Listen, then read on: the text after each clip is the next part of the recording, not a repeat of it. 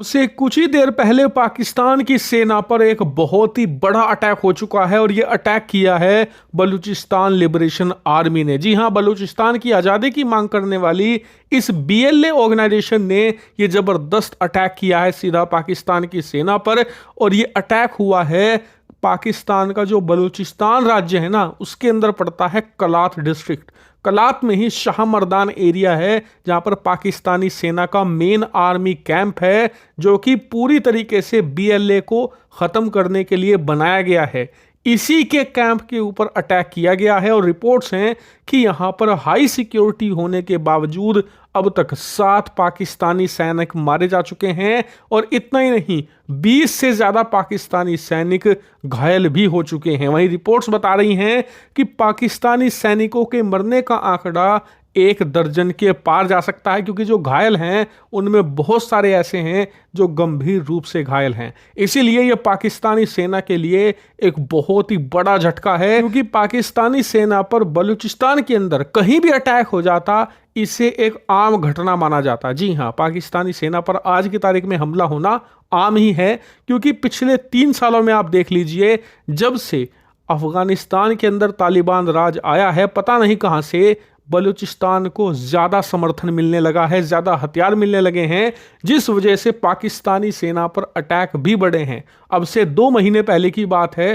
पाकिस्तानी सेना पर इतना शक्तिशाली अटैक हुआ था कि 102 सैनिक मारे गए थे एक साथ। जी हां, सैकड़ों सैनिक मार दिए थे। इसीलिए 7 से लेकर 12 सैनिक मारे जाना आज की तारीख में आम बात हो चली है। लेकिन गंभीर बात यह है, जो सेना के कैंप आपने सिर्फ इसलिए बनाए थे कि ये लड़ाई लड़ेंगे बलूचिस्तान लिबरेशन आर्मी के खिलाफ, आज की तारीख में वो भी सुरक्षित नहीं है, तो आप बलूचिस्तान को कैसे कंट्रोल करोगे? और पाकिस्तान के लिए जो ये अटैक हुआ है ना, इसकी टाइमिंग बहुत ख़राब है।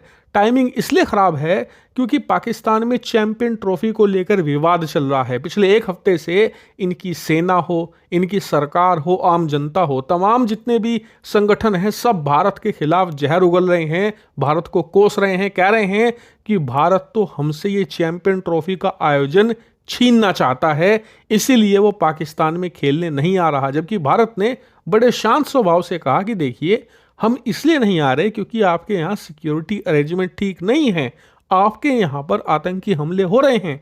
अब से 1 हफ्ते पहले ही आपका रेलवे स्टेशन उड़ा दिया, अब फिर से आपके ऊपर अटैक हो चुका है, आपकी सेना सुरक्षित नहीं है, तो आपका देश कहाँ से सुरक्षित होगा? इसीलिए हम अपने खिलाड़ियों की जान जोखिम में नहीं डालेंगे। और बात सिर्फ खिलाड़ियों की नहीं है, पाकिस्तान चाहता है कि जब भारतीय खिलाड़ी आए तो उनके साथ हजारों की संख्या में भारतीय प्रशंसक भी आए टूरिस्ट बनकर, और हमारे देश के अंदर टूरिज्म को बढ़ावा दे। लेकिन टूरिस्ट आएंगे तो उनकी सुरक्षा करेगा कौन? किसी को किडनैप कर लिया, किसी को मार दिया, किसी पर अटैक कर दिया, तो कौन जिम्मेदारी लेगा? पाकिस्तान तो हाथ दूर खड़े कर देगा, उल्टा ये भी कह देगा कि इन आतंकी हमलों को भारत ने करवाया है।